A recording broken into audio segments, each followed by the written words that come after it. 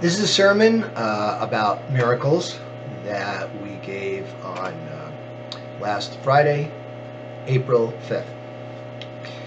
Wild Cherry in the 1970s proclaimed, "I believe in miracles." Jefferson's Starship lamented, "If only you believe like I believe, baby. In miracles, we could fly." Many of us have driven behind a car displaying the bumper sticker, "Expect a miracle." Very optimistic and positive. Except that in Judaism, we don't. Now that may surprise a lot of people considering that we have two festivals, Hanukkah and Purim, that are based on miracles. We are also coming up on Pesach, Passover, that embodies some very familiar, fantastic occurrences, the 10 plagues that broke the back of Pharaoh, so to speak, and convinced him to let our people go.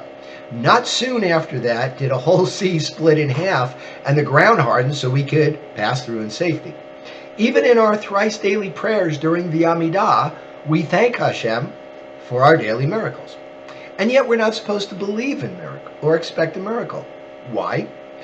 This was the answer the sages had when people asked why one of our greatest rabbis, Rabbi Akiva, was murdered by the Romans. Here was a great rabbi who lived and studied Torah, and yet there was no miracle to save him. The answer is that, as you would expect, Hashem works in ways that we cannot fathom. As we proclaimed during the spiritual new year, it is determined, among other things, who shall live and who shall die. Each and every person has their own path, and sometimes, in order to fulfill our destinies, we meet with unfortunate situations.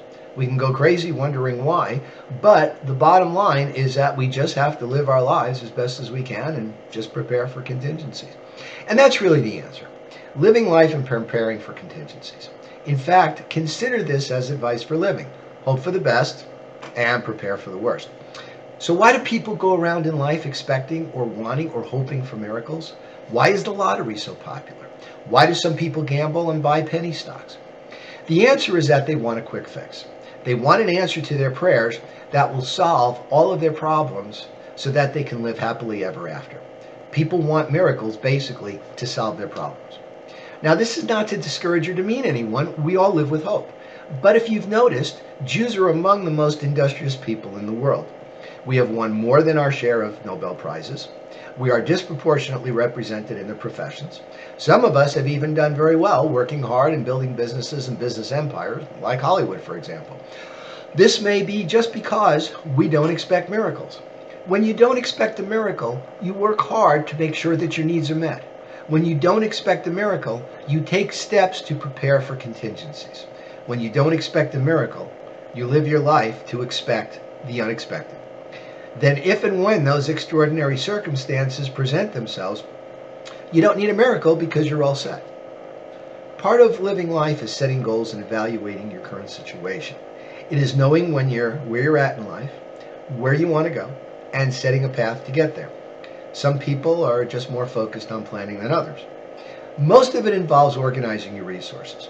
It is having a realistic appraisal of what can happen and what you need to have to do in order to meet any challenge. It also means acquiring skills or resources that you may not have just in case you need them sometime down the road. So what is this really all about?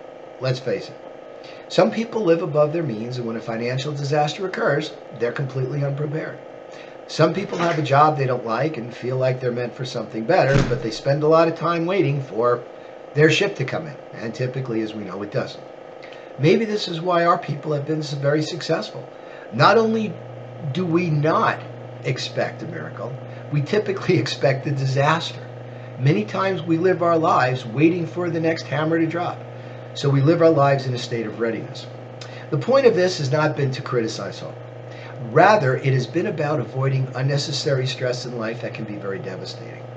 While we thank Hashem for the miracles wrought every day, we also thank Hashem for providing for our daily needs and leading us on our life's path. Remember, preparation is half the battle.